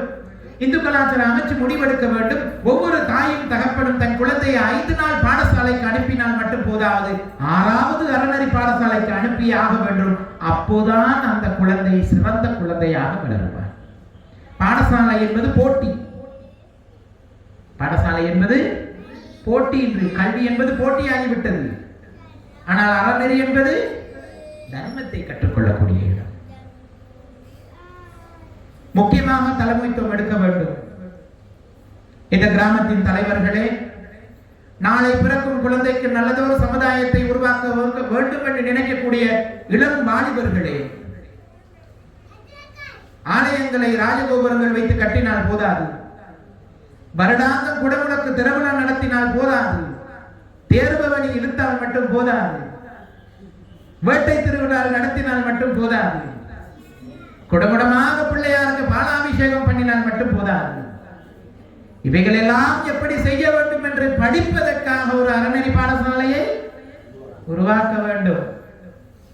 அறநெறி பாடசாலை இல்லாமல் இங்கே என்ன நடந்தாலும் இறைவனுடைய மனம் மகிழ்வது கிடையாது என்பதை உணர்ந்து கொள்ளுங்கள். காரணம், அங்கே அறத்தையும் தர்மத்தையும் படிக்க வேண்டும். பெரியோர்களை கண்டால் கையெடுத்து வணங்கிவிட்டு போக வேண்டும். அவர்களுக்கு மரியாதை கொடுக்க வேண்டும். தாய் தகப்பனை வணங்க வேண்டும். பெரியோர்களை வணங்க வேண்டும். முதியோர்களை வணங்க வேண்டும். ஆசீர்வாதம் பெற வேண்டும். இவைகள் எல்லாம் பாட புத்தகத்தில் இருந்து எடுக்க முடியாது. தர்ம புத்தகத்தில் இருந்து மட்டும்தான் எடுக்க முடியும்.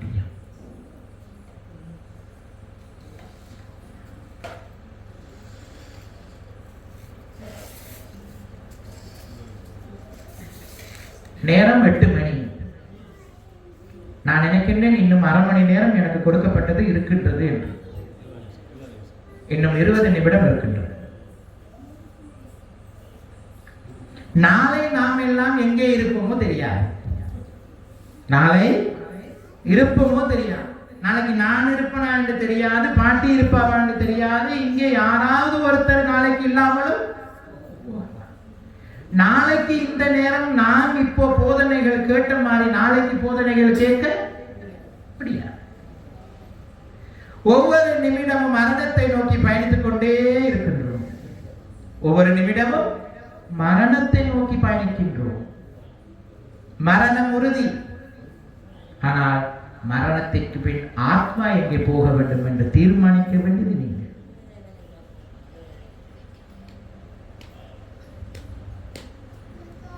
ஆக ஒரு மனிதன் வாழ்வதற்கு ஜாதி தேவையில்லை, மதம் தேவையில்லை, மொழி தேவையில்லை, உயர்ந்தவன் தாழ்ந்தவன் என்று தேவையில்லை. மனிதநேயம் தேவைப்படுகின்றது. மனிதநேயம் தேவைப்படுகின்றது. இதுதான் இன்று இல்லாமல் இருக்கின்றது. ஏன் குங்குமம் வைக்க வேண்டும்? சில பேர் நினைச்சிருப்பாங்க, சாது மறந்துட்டாரு. மறக்க மாட்டேன். அன்பார்ந்த உறவுகளே, இங்கே நான் துறவியாக இருக்கின்றேன். கருவறையிலே ஐயா பூணூல் அணிந்து பூசை செய்கின்றார். இங்கே ஒருத்தர் நாதஸ்வரம் ஊதுகின்றார். அங்கே ஒருத்தர் தேர்பவனியிலே போக தயாராக இருக்கின்றார். இவர்கள் எல்லாம் மனிதர்கள். கருவறைக்கு உள்ளே பூஜை செய்பவர் உயர்ந்தவர், கருவறைக்கு வெளியே இருப்பவர் தாழ்ந்தவர் என்று நாம் நினைக்க வேண்டிய அவசியம் இல்லை. அதற்கு தான் ஆதியிலே வைத்தார்கள். உடம்பிலே ஓடக்கூடிய ருதிரம் சிவப்பு கலர், நெற்றிலே வைக்கக்கூடிய குங்குமம் சிவப்பு கலர். சிவப்பு கலர் குங்குமம் வைக்கும் போது நினைக்க வேண்டும், எல்லாரும் மனிதர்கள், எல்லாருடைய உடம்புலையும் ஓடுவது ருதிரம் சிவப்பு கலர்.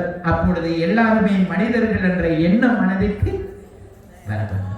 சந்தனம் எதற்கு பூசினோம்? ஒவ்வொரு மனிதனுடைய உடம்பிலே வெப்பம் இருக்கின்றது. வெப்பத்தை தணிப்பதற்கு சந்தனம் பூசினோம். பெண்களுடைய வெப்பத்தை தணிப்பதற்கு தலையில் பூ வைத்தார்கள்.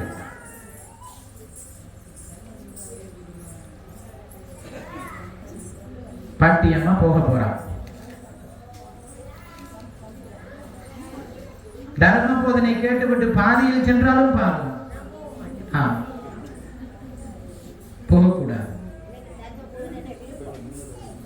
அப்பொழுது அன்பார்ந்த உறவுகளே, பெண்களுக்கு வந்த நடன பெண்கள் உட்கார்வர்கள். உங்களுடைய கண்ணும் காதும் இங்கே இருக்கட்டும். நான் சொன்னேன், காது எங்கே போகும், கண்ணு எங்கே போகும், அடுத்த கட்டம் வாய் என்ன பேச போகுதுன்றதுதான் இந்த மனம் சொல்லிக்கொண்டே இருக்கும். மனதை கட்டுப்படுத்துங்கள். தன்னுடைய வேலையை தான் அதை பண்ணுங்க. தனக்கு கிடைச்ச நேரத்துல தன்னோட வேலை ஏதோ அதை தான் பண்ணணும். அதை தாண்டி பண்ணினால் நேரம் கடந்து விடும். காரணம், இப்போ நாங்க அமர்ந்து இருக்கக்கூடிய இந்த ஒவ்வொரு நிமிடமும் மரணத்தை நோக்கி பயணிக்கின்றோம். மரணத்தை நோக்கி பயணிக்கின்றோம். ஆகையால் நெற்றியில் பொட்டு வைப்பது, விபூதி பூசுவது, பெண்கள் எதற்காக தலையில் பூ வைத்தார்கள்? பெண்களுடைய வெப்பம் புடவையில் இருந்து வெளியாகக்கூடியது பின்பக்கத்தால் இருந்து, அதற்காகத்தான் வைத்தார்கள். இப்ப எங்க மல்லிகை பூவும் இல்லை, கனகாமர பூவும் இல்லை, கடையிலே போய் பூவை வாங்கி தலையிலே வைத்து விட்டால் அழகாக வந்துவிட்டது. அழகை பார்க்கின்றோம், ஆனால் அதிலிருந்து கிடைக்கக்கூடிய நன்மைகளை பார்க்க மாட்டோம். அழகைத்தான் பார்க்கின்றோம். எங்கே அழகு?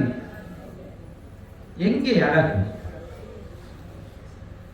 அழகாக மேக்கப் படித்து விட்டு கல்யாணத்துக்கு போகின்றோம்.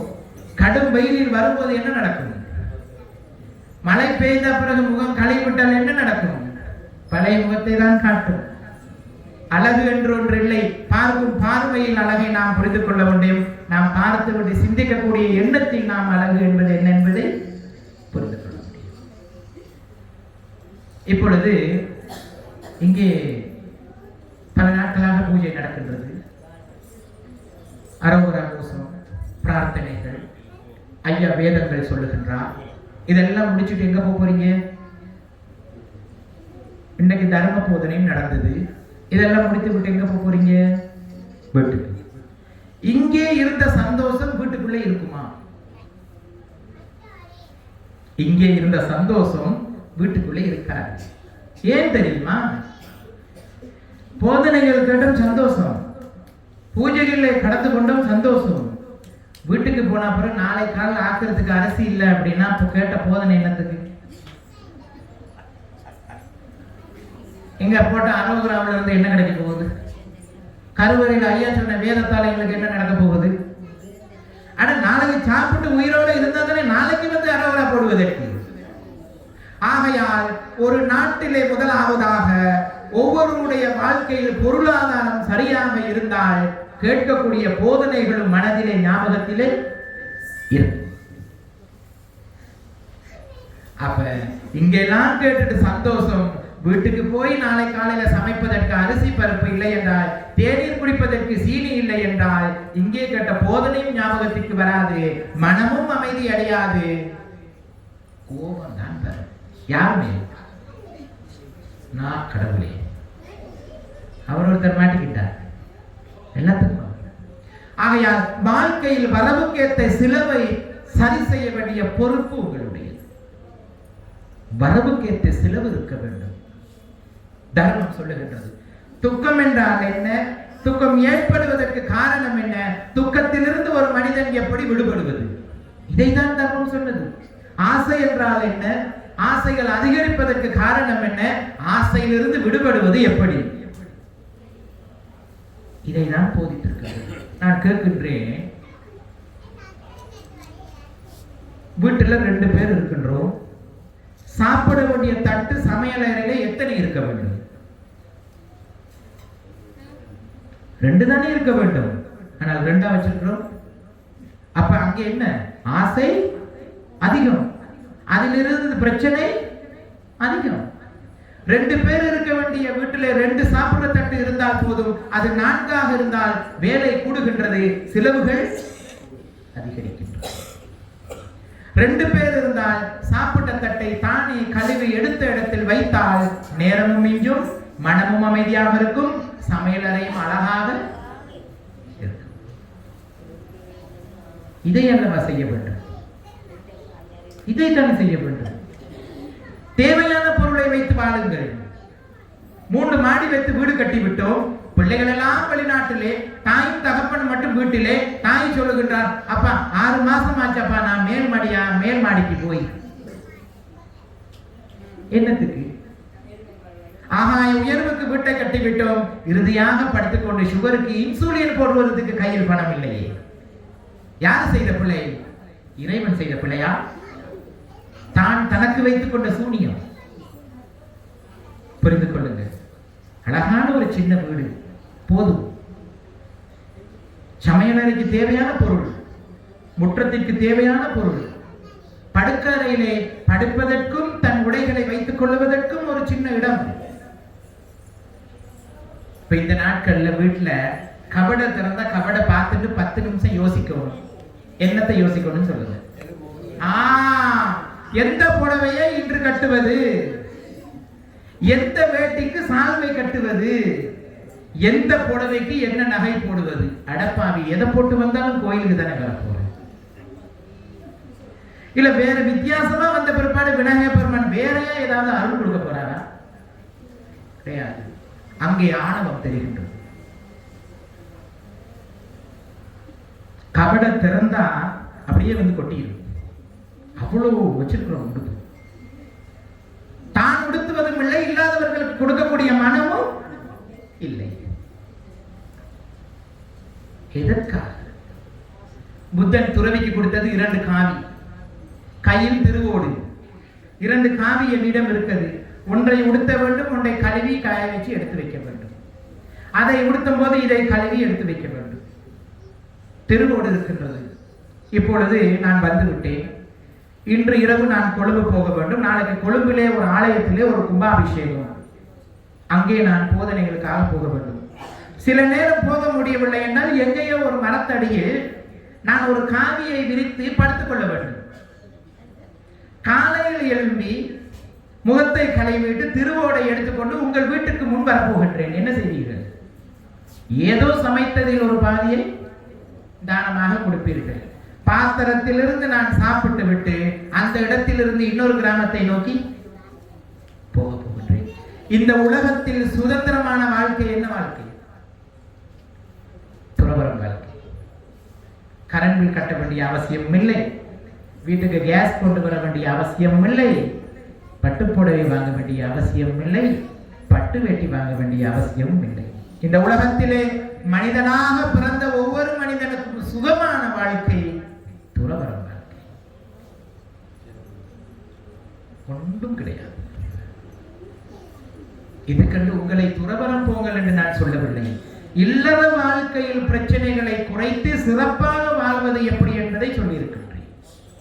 முதலாவதாக மனம் நிம்மதி தேவையாக இருந்தால் சமையல் அறையிலே உள்ள பொருட்களை குறையுங்கள். சமையல் அறையை துப்புரவாக வைத்துக் கொள்ளுங்கள். கபட்ல இருக்கக்கூடிய உடுப்பை குறைத்து விடுங்கள், இல்லாதவர்களுக்கு கொடுத்து விடுங்கள். வீட்டுக்குள்ளே உள்ள நாம் பாவிக்கக்கூடிய பொருட்களை தவிர அதிகமாக வைத்துக் கொள்ள வேண்டிய அவசியமே கிடையாது.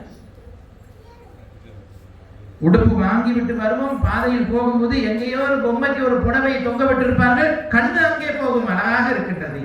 வாங்கி வைத்ததை கட்டுவதற்கே நேரம் இல்லை, வாங்கின புடவைக்கு பணம் கொடுப்பதற்கு கையில் இல்லை, ஆனால் மனம் இன்னொரு புடவை வாங்க வேண்டும் என்று ஆசைப்படுகின்றது. அப்போ தன் வாழ்க்கைக்கு கஷ்டத்திற்கும் ஆசைகள் காரணம் யார்? தன் மட்டுமே, வேறு யாரும் கிடையாது. ஆகையால் அன்பார்ந்த உறவுகளே, வாழ்க்கையிலே அழகாக வாழ முயற்சி செய்யுங்கள். இந்த நாட்டிலே எல்லா பிரச்சனைகளுக்கு காரணம் படித்த பட்டதாரிகள் அதிகம், படித்த அறிவாளிகள் குறைவு. ஒரு மனிதன் படித்து பட்டம் வாங்குவதை விட அவன் படித்த அறிவாளியாக வேண்டும். பட்டம் என்பது இன்னொருவர் மேடை ஏற்றி கொடுக்கக்கூடிய கடதாசி துண்டு. அறிவு என்பது சிறுவயதிலிருந்து தான் தன்னால் உணர்ந்து தன் வாழ்க்கையை சரி செய்து கொள்வதுதான் அறிவு. ஒரு மனிதனுக்கு பட்டத்தை விட அறிவு தேவைப்படுகின்றது. அறிவாக வாழுங்கள், அறிவாளியாக வாழுங்கள், எல்லார் மீது மரியாதை வையுங்கள். கிராமத்திலே உள்ளவர்கள் பெரியோர்கள் மீது மரியாதை வையுங்கள்.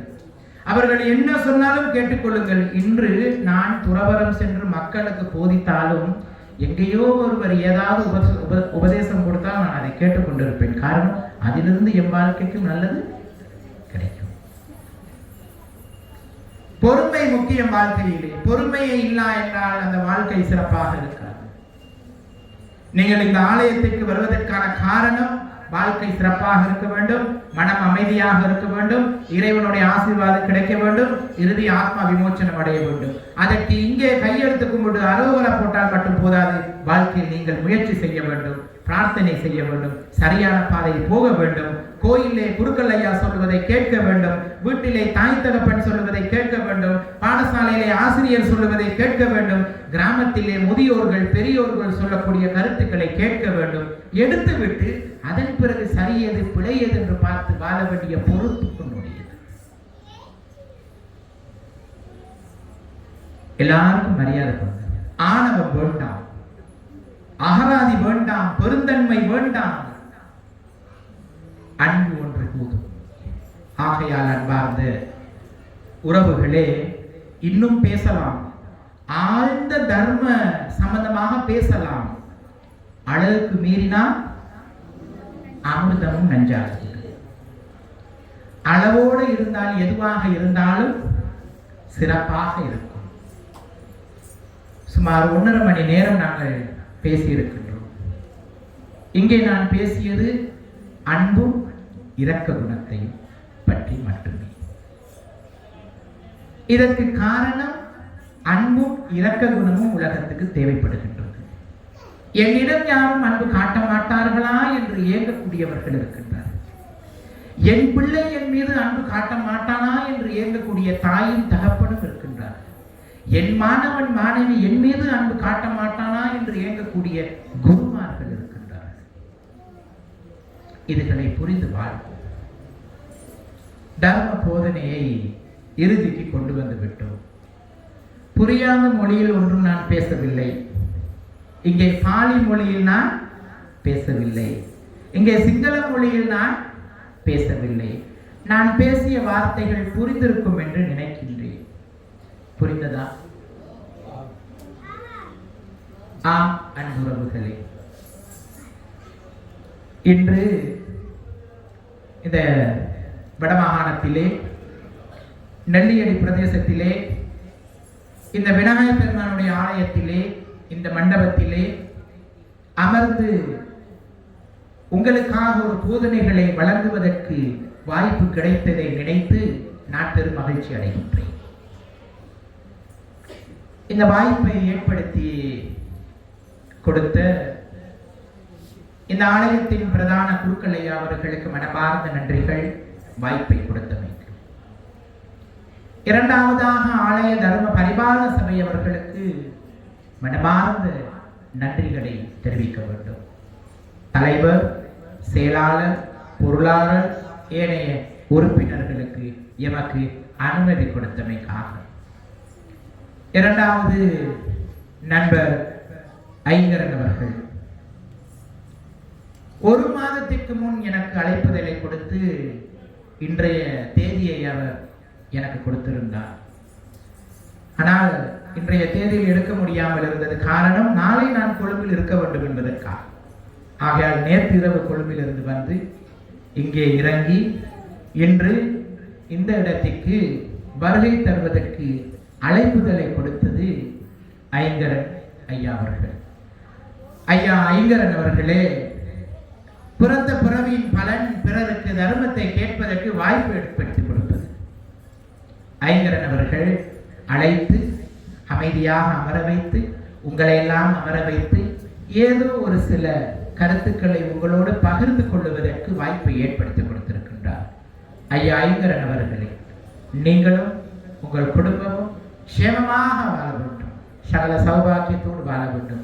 காரணம், இங்கே இருக்கக்கூடியவர்களுக்கு வாழ்க்கைக்கு ஏதோ ஒரு நல்ல கருத்து கிடைத்ததாக இருந்தால் அது உங்களால் என்பதை கருவறையிலே இருக்கக்கூடிய விநாயகர் பெருமானுக்கு தெரியும். அதே போல் நான் வடமாகாணம் எப்போ வந்தாலும், இன்று மட்டுமல்ல சுமார் 5 வருடங்களாக எப்போ வடமாகாணம் வந்தாலும் பயப்படாமல் வருவேன். காரணம்,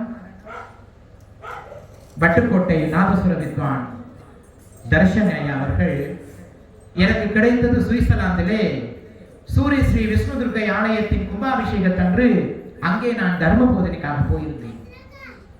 தர்ஷன் அவர்களுடைய கூட பிறந்த சகோதரர்கள் 6 பேர், 6 பேரையும் அங்கே சந்தித்து நாட்டுக்கு வந்தவுடன் அன்று முதல் இன்று வரை நான் வடமாகாணம் வந்தால் அவருடைய வேலையெல்லாம் ஓரமாக ஒதுக்கி வைத்துவிட்டு அவருடைய வீட்டிலே எமக்கு தங்க இடம் தயார் செய்து மனைவிடம் சொல்லி எங்களுக்கு உணவுகள் தானங்கள் தயார் செய்து அவருடைய சேவைகளை வேற ஓரமாக வைத்துவிட்டு எங்களோடு பயணித்து எமக்கு இப்படியான உதவி செய்வதற்கு காரணம் எங்கேயோ ஒரு இடத்தில் ராமருக்கு அணில் உதவியது போல் ராகுல தேரருக்கு வடமாகாணத்திலே தர்ஷன் உதவியாக இருக்கின்றார். ஆகையால் நண்பர் தர்ஷன் அவர்களே, உங்களை இந்த உலகத்திற்கு பெற்றெடுத்த தாயும் தகப்பனுக்கும் நன்றி. காரணம் சமூகத்தின் மீது அக்கறை இருப்பதற்கு காரணம் தாயும் தகப்பனுக்கும் கொடுத்த உபதேசங்கள். அந்த தாய்க்கும் தகப்பனுக்கும் மனமார்ந்த நன்றியை தெரிவிக்கின்றோம். இம்மாதிரியான 6 ஆண் குழந்தைகளை பெற்று இன்று இந்த சமூகத்திலே பல சேவைகளை செய்வதற்கு கொடுத்திருக்கின்றார்கள். அவருக்கும் நன்றி. இறைவன் அருள் புரிய வேண்டும். அதே போல் இங்கே வருகை தந்திருக்கக்கூடிய அன்பார்ந்த உறவுகளே, என் தாய்மார்களே, என் நண்பர்களே, மாணவ செல்வங்களே, இளம் வாலிபர்களே, அன்பு நிறைந்த புண்ணியவான்களே, ராகுல தேரரை மதித்து இங்கே அமர்ந்து நான் போதித்த போதனைகளை இவ்வளவு அமைதியாக அமர்ந்து கேட்டமைக்கு எல்லாம் வல்ல இறைவனுடைய ஆசீர்வாதம் உங்கள் அனைவர் மீதும் கிடைக்க வேண்டும். உலகத்துக்கும் தர்மத்தை போதித்த கௌதம புத்த பகவானுடைய ஆசீர்வாதமும் உங்கள் அனைவருக்கும் கிடைக்க வேண்டும் என்று இந்த நேரத்தில் நாங்கள் பிரார்த்தனை செய்து கொள்வோமாக. அதே போல் என்னை 9 மாதம் கரவில் சுமந்து தன் உடம்பிலே உள்ள ருதிரத்தை பாலாக கொடுத்து நல்லவை கெட்டவை சொல்லிக் கொடுத்து இந்த நாட்டுக்காகவும் தர்மத்திற்காகவும் என்னை தானமாக தாரை வார்த்து கொடுத்த என் தாயுடைய ஆத்மா சாந்தி அடைவதற்கும் இந்த புண்ணியங்களில் ஒரு பாகம் போய் சேர வேண்டும் என்று நான் பிரார்த்தனை செய்கின்றேன். அதே போல் துறவரம் போகும்போது நான் உனக்கு குருவாக இருக்கின்றேன் என்று இல்லற வாழ்க்கையிலிருந்து என்னை அகற்றி எடுத்து துறவரம் வாழ்க்கையில் மன ரீதியாக துறவரம் சென்று உடம்பு ரீதியாக காவியை போத்தி என்னை துறவரம் அழைத்து எனக்கு உபதேசம் கொடுத்த என் குருவுக்கும் இந்த நேரத்திலே மனமார்ந்த நன்றிகளை தெரிவித்துக் கொள்ளுகின்றேன். ஆகையால் அன்பார்ந்த சகோதரர்களே, உங்கள் அனைவருக்கும் மீண்டும் ஒரு தடவை வாய்ப்பளித்தமைக்கு நன்றி கூறி, வாழும்போது வாழ்த்துங்கள், வாழும்போது மரணத்தை அழகுபடுத்துங்கள், மனம் கடந்து மனிதர்களாக வாழுங்கள், வாழுகின்ற ஒரு நொடி கண்களில் கருணையும் முகத்தில் புன்னகையும் வைத்து வாழுங்கள். பிறந்த பிறவிக்கு ஓர் அர்த்தம் கிடைக்கும். சவ்யேதியோ விவாச்சனத்து சபரோகோ விநாசத்து மாதே பவத்வந்தராயு சுகி தீகாயிகோ பவ பவது சப்ப மங்களான் ரக்கந்து சப்ப தேவதா சப்ப புத்தானுபாவேன சப்ப தம்மானுபாவேன சப்ப சங்கானுபாவேன சதா சுத்தி பவந்து தே அபிவாதன சீலிஸ் நித்தம் பத்தா பச்சாயின சத்தாரோ தம்மா வட்டந்தி ஆயுவன்னோ சுகம்பலா ஆயுளாரோக்கிய சம்பத்தி சங்க சம்பத்தி மே வச்சு அதோ நிப்பான சம்பத்தி இமினாதி சமீச்சது. அனைவருக்கும் அன்பே சிவம்.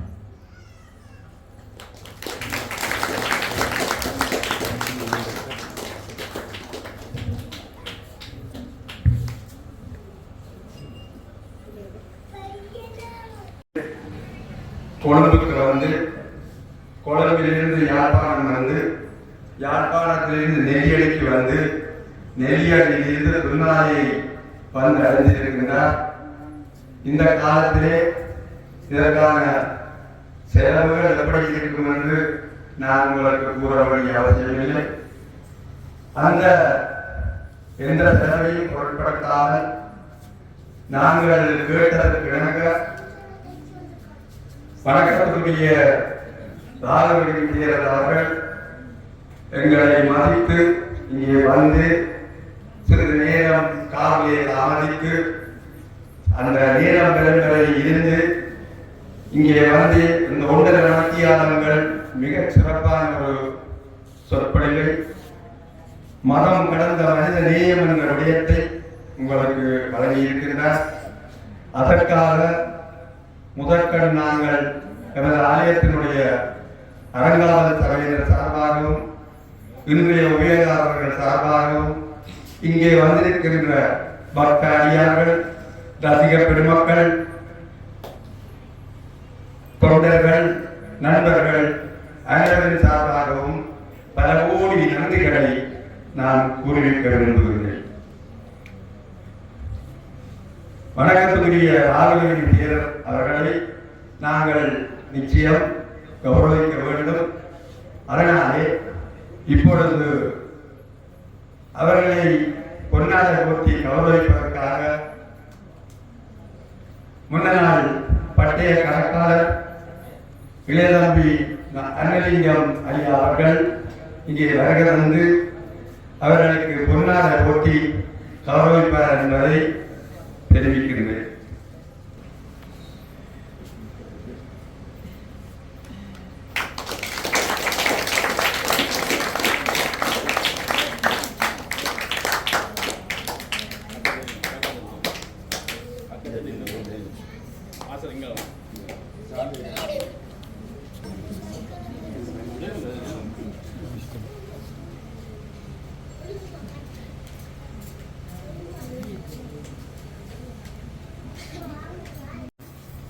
தான் வழங்கிய இந்த மதம் கடந்த மனிதநேயம் தொடர்பாக ஏதாவது தன்னை கேட்கலாம் என்று கூறுகிறார். அப்படி ஏதாவது இருந்தால் இல்லையே நாங்கள் அதற்கு விடை அளிக்கலாம் என்று நினைக்கின்றேன். நாம் மீண்டும் ஏராளமான நன்றிகளை பேரவர்களுக்கு வழங்கி அவர்களுக்கு விடை கொடுக்க விரும்புகின்றோம்.